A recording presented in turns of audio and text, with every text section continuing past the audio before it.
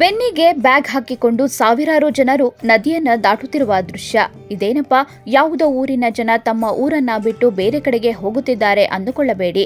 ಇವರೆಲ್ಲ ದೇವಸ್ಥಾನಕ್ಕೆ ಪಾದಯಾತ್ರೆ ಮಾಡುತ್ತಿರುವವರು. ಹಾಗಾದ್ರೆ ಆ ದೇವಸ್ಥಾನ ಯಾವುದು, ಆ ಪಾದಯಾತ್ರೆಯ ವಿಶೇಷವೇನು ಎಂಬುದನ್ನ ತಿಳಿಯೋಣ ಬನ್ನಿ.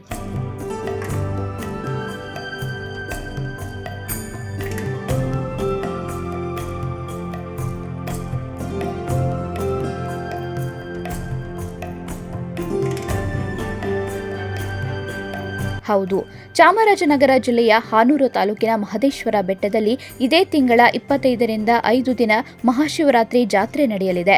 ಹೀಗಾಗಿ ಭಕ್ತರು ಸಾಗರೋಪಾದಿಯಲ್ಲಿ ಮಹದೇಶ್ವರ ಬೆಟ್ಟಕ್ಕೆ ಪಾದಯಾತ್ರೆ ಬರುತ್ತಿದ್ದಾರೆ. ಮಹದೇಶ್ವರ ಬೆಟ್ಟದಲ್ಲಿ ನಡೆಯುವ ವರ್ಷದ ಮೊದಲನೆಯ ಜಾತ್ರೆಗೆ ರಾಜ್ಯದ ವಿವಿಧ ಜಿಲ್ಲೆಗಳು ಹಾಗೂ ಪಕ್ಕದ ತಮಿಳುನಾಡಿನಿಂದಲೂ ಅಪಾರ ಸಂಖ್ಯೆಯಲ್ಲಿ ಭಕ್ತರು ಆಗಮಿಸುತ್ತಾರೆ.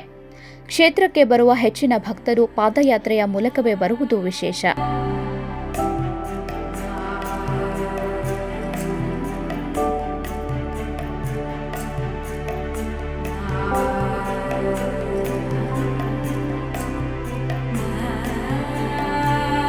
ತಮ್ಮ ಇಷ್ಟಾರ್ಥ ಈಡೇರಿಕೆಗೆ ಹರಕೆ ಕಟ್ಟಿಕೊಂಡು ಭಕ್ತರು ಹರಕೆ ತೀರಿಸಲು ಕಾಲ್ನಡಿಗೆಯಲ್ಲಿ ಬೆಟ್ಟಕ್ಕೆ ಬರುತ್ತಾರೆ.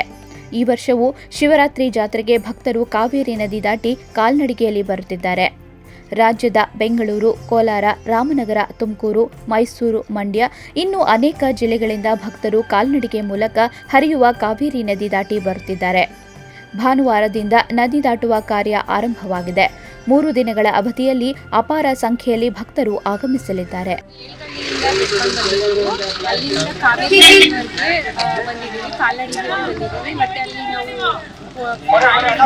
ನದಿ ದಾಟಬೇಕಾದ್ರೆ ಹಬ್ಬ ಎಲ್ಲ ಇತ್ತು, ಅದ್ರ ಸಪೋರ್ಟಿಂದ ನಾವು ಬಂದಿದ್ದೀವಿ. ಮತ್ತೆ ಕಾವೇರಿ ನದಿಯಿಂದ 40 ಕಿಲೋಮೀಟರ್ ವರೆಗೆ ಬಂದಿದ್ದೀವಿ.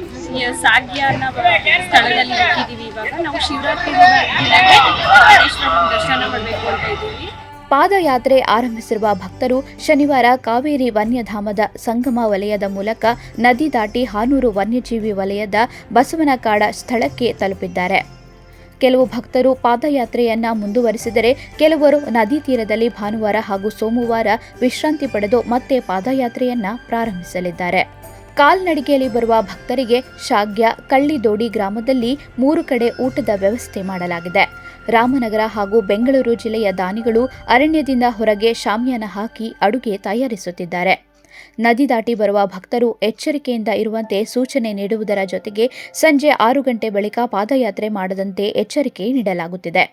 ಭಾನುವಾರ ಸಂಜೆ ನದಿ ತೀರದಲ್ಲಿ ಸಾವಿರಾರು ಸಂಖ್ಯೆಯಲ್ಲಿ ಭಕ್ತರು ಬೀಡು ಬಿಟ್ಟಿದ್ದು, ಸೋಮವಾರ ಭಕ್ತರ ಸಂಖ್ಯೆ ದ್ವಿಗುಣವಾಗಲಿದೆ.